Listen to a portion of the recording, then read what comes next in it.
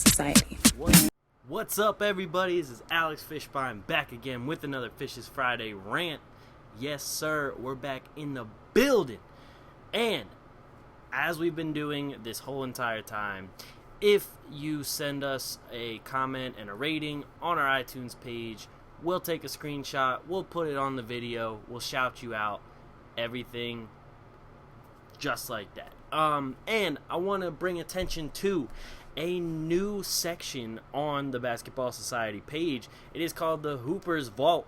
We have our guys Martin and C and DJ, along with many others, showing you guys drills, showing you guys moves for 2-on-2s, for a game of 21 or 35, whichever way you want to play it. We got a lot of guys on there who are just showing out, showing you some moves, showing you how they work and how they go about their game every day, every practice, every workout. So definitely check that out. That is some really, really good stuff, and I know you guys are going to like it. But we are here today to talk about the finals. We're going to talk about all this like groin and crotch hitting going on this postseason. And we're going to talk about the draft just a little bit. So, first things first, Warriors won game one. We all know that. Warriors won. The bench showed up big. I mean, big. And you got a guy like Shaun Livingston, who is supposed to be a superstar kind of player. And now, after all the injuries, after everything, he's coming off the bench for the Golden State Warriors. And we saw his first season with the Warriors. I mean, they won the ring. They won a championship. And he's pretty much been doing this kind of thing the whole time he's been with the Warriors. Now, I know he's not dropping like all sorts of 20-point games or anything, but when he's needed to, this guy can fill it up. Like, it's not like he all of a sudden just lost every ounce of skill like he was in Space Jam and he was like Muggsy Bogues or something. He didn't just like get his talent sucked away by aliens. This guy, it was a pretty gruesome injury, but it took him a while, and he got back to a level of play where he comes out as like a 6th, 7th man, and he can really provide some great depth for this Warriors team. And that's one of the biggest things about this team, is that it was their depth. The whole time we knew that their depth was going to be a big part of this series. And even though we know that there's a big matchup going on with Clay, Steph, and Draymond versus Kyrie, LeBron, and Kevin Love, despite that whole starting big three matchup, we knew that this is going to come down to the little people, the role players, the guys who come in and give you a little bit of this and a little bit of that when the big names are on the bench, or they're just maybe not playing as well as they could be, kind of like Steph and Clay in game one. I mean, we watched last season, the finals MVP was Andre Iguodala. So there's going to be a lot of different people that you're going to see step up, that you're going to see provide a big part in the reason why either of these teams are going to win. However, if the Cavs keep doing this, where they keep letting the Golden State Warriors bench just, roam around and do whatever they want, they were kind of just treating them like, oh, it's their bench, we don't need to worry about them. No. This is a team that just broke the 95-96 Bulls record for the best record in a regular season. You can't let anybody go free or just let them do what they're going to do if they got to this record for a reason. It's not just because of one dude on the team. This whole team plays as a unit. And so when you face a team like that, when you face a team like the Warriors, like the Spurs, you can't just let guys go.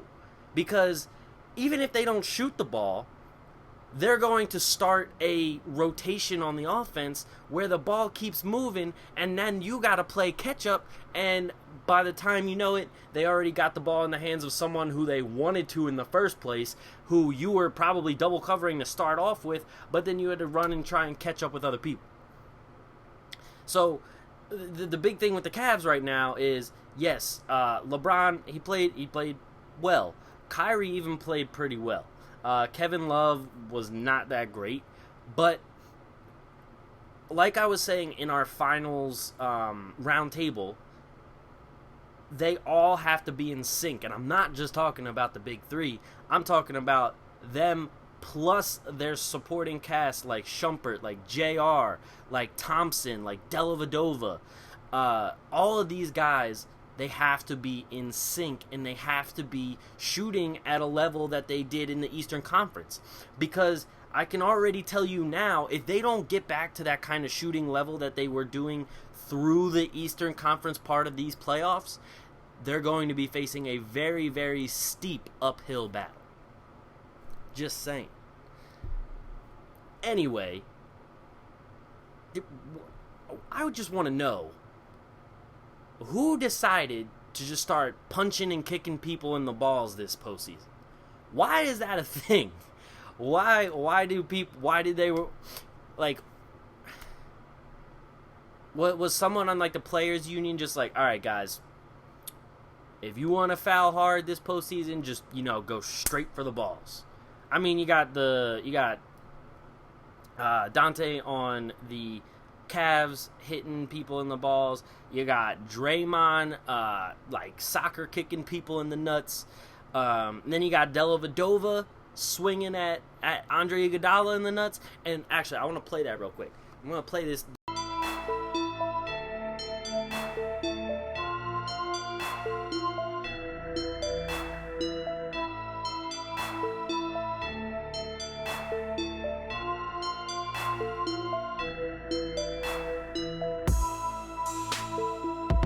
This clip, because look, okay, after this whole thing, first off, when he swung, I was like, yo, that wasn't even near the ball. That was not near the basketball, and that was definitely, I think that definitely should have been a flagrant. But besides that, notice how when Iguodala gets into his face, that Dellavedova kind of like looks confused. And he's like sitting there like, why is he yelling at me? Like, you know what you did, bro. You know what you did. Like, it was almost like he was sitting there like confused, like, yo man, I was just trying to give you like a cup check, I was just trying to cop a feel, bro. That's what Dellavedova looked like. He was like, what's the problem? I don't know what's going on. Like, Dellavedova knows what he was doing. Don't give us that. Come on, Delly, don't give us that. You knew exactly what you were doing. And I don't even want to hear the whole thing about Draymond Green kicking when he gets hit, because that kick was so late on Steven Adams. That thing was so late after Steven Adams already hit him, and it just went straight up. And I was like, what? I was like, hold on a second. How are you just gonna, like, I understand that he kicks a lot, like, when he gets hit, but that was just so late that it just looked like it was blatant. And he's going to sit here and say that it wasn't. And, it's going to be a lot of he say, she say kind of stuff. But if you ask me, it looked pretty blatant, because the delay of it just didn't seem reactionary. So, pretty much what I'm getting at is a PSA to all NBA players: stop hitting people in the nuts. I haven't even seen anybody do that in like a pickup game down the street outside of just random people who don't even play basketball. Like, that doesn't even happen there. It rarely even happens when someone like gets hit with a ball in the nuts. It's just, what are you doing? But anyway, going on to a little bit about the draft. Now, before I talk about like the actual draft and the lottery that happened, I just want to say, Sixers fans, me and you guys got beef, because I can't believe that I was sitting here looking at threads of Sixers fans saying that Jeff Teague was a top 5 point guard in the league for the last few years. You cannot sit there and fully believe that Jeff Teague is a top 5 point guard. I mean, I can name 5 right off the bat. You got Kyrie Irving, you got Steph Curry, you got Chris Paul, you got Russell Westbrook, Damian Lillard. There's 5 right there, and Jeff Teague he's not even close to as good as those guys. I'd even put Tony Parker still ahead of him. I mean, people are debating whether Jeff Teague is the best point guard on his own team or not, between him and Dennis Schroeder. So you're gonna sit here and tell me that he's top 5? And then they were sitting there and saying that he's not even the best, that he was the best on his team. And they were saying that Millsap is good, but he's not the best player. They were saying that Horford isn't that good. I was like, yo, Millsap and Horford are the top 2 guys on that Hawks team. They're the 2 that drive the defense, and Millsap does everything for that team. And you're gonna sit here and tell me Jeff Teague's the best player?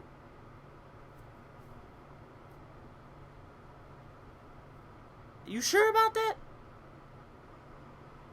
I don't think you're sure about that. I think you need to go back, watch the tape, rethink it, and then come back to me about it, because I'm pretty sure my eyes were bleeding when I read these threads. I'm pretty sure they were bleeding, profusely. Because I've never seen anything else more idiotic. And it's okay, I understand that the Sixers have been bad, but that doesn't mean you can just come out here and say Jeff Teague some kind of top 5 player. And then they're like, he was an all-star. Yeah, that they gave 4 of the starting 5 on the Hawks in all-star bid, and the one who probably deserved it over Korver and Teague was Damari Carroll, because he was playing so much better defense than any of them, and he was still playing decent offense, and that got him a huge contract over in Toronto. So, and the other thing is, the only reason Teague got this All-Star is because he's in the East. If you put Teague in the West, All-Star? Conley hasn't even gotten an All-Star in the West, and Conley's even better than Jeff Teague. Come on, man. Just, oh my God. Anyway, about the actual draft lottery and everything, congrats to the Sixers for the number 1 pick. And the Lakers and Celtics for getting 2 and 3 also. I thought it was funny when I was watching that 3 of the most historic franchises in the NBA got the top 3 picks. That's how you know it's I mean, at least with the Celtics, they were in the playoffs. They had a decent seed, but they got this pick from the Nets. But it's just funny, because, the Sixers and Lakers, pretty terrible teams recently. And then the Celtics just lucking into the Nets trading them their entire team. So it was pretty funny to see those guys as the top 3. But if you're asking me, here's my prediction for the top 3. It's going to go Simmons, Ingram, Buddy Hield. I really think that the Celtics are going to get Buddy Hield. They really need another shooter out there, a guy who can who is really dependable on offense. If you listen to my Atlantic Files podcast, you know that I've been saying for a while now that they need some kind of help next to Isaiah Thomas, because Isaiah Thomas is the only offensive player that they can actually depend on to be consistent. So they're going to need some kind of shooting in there, and Buddy Hield is going to be that guy. And I think he's going to fit pretty well up in Boston. Now, as far as trades go, if the Sixers trade Noel and Covington for Jeff Teague, Brian Colangelo's an idiot. I'm just going to say that now. And, if they trade Okafor to the Celtics for the number 3 pick, and they could probably get another player out of that too, that wouldn't be bad. But just, if you're going to trade Noel and Covington, you at least want to get Teague and something and a player and a pick, because Noel, being how young he is and already at a very high defensive level, you don't really see that often. That he's not like, they're not a hot commodity, or I shouldn't say hot commodity. They're not like plentiful in the NBA, I should say. And Covington is like one of the best values on a contract, other than Steph Curry right now, because he's still on that like pretty small contract. But you know, he's been lighting it up from three. He's a solid player, like at the very least a solid role player coming off the bench, and he signed to a very, very cheap contract right now. So trading those guys just for Jeff Teague, for only 1 year of Jeff Teague, I might add, because I highly doubt Jeff Teague's going to want to re-sign with the Sixers. That would be dumb. As far as the Lakers go, I could see them packaging their number 2 pick if they have any reason to believe that they would get a guy like Paul George. I could definitely see that happening. And then, as far as the Celtics go, I don't think they're going to trade that pick. I think they're definitely going to use it, unless it's for Okafor. I don't really think they're going to trade it for anything else, especially because they can still sign Kevin Durant. I mean, like, it's possible. So, yeah. That's my predictions just for the top 3 as of right now. But anyway, thank you guys for watching another episode of the Fish's Friday Rant. This was a little short one, just, you know, getting back into the swing of things. Make sure you check out our website, basketballsocietyonline.com. We are on Twitter at @bballsociety_. I'm on Twitter at thatkidfish. And I will see you guys next time with an Atlantic Files. Peace.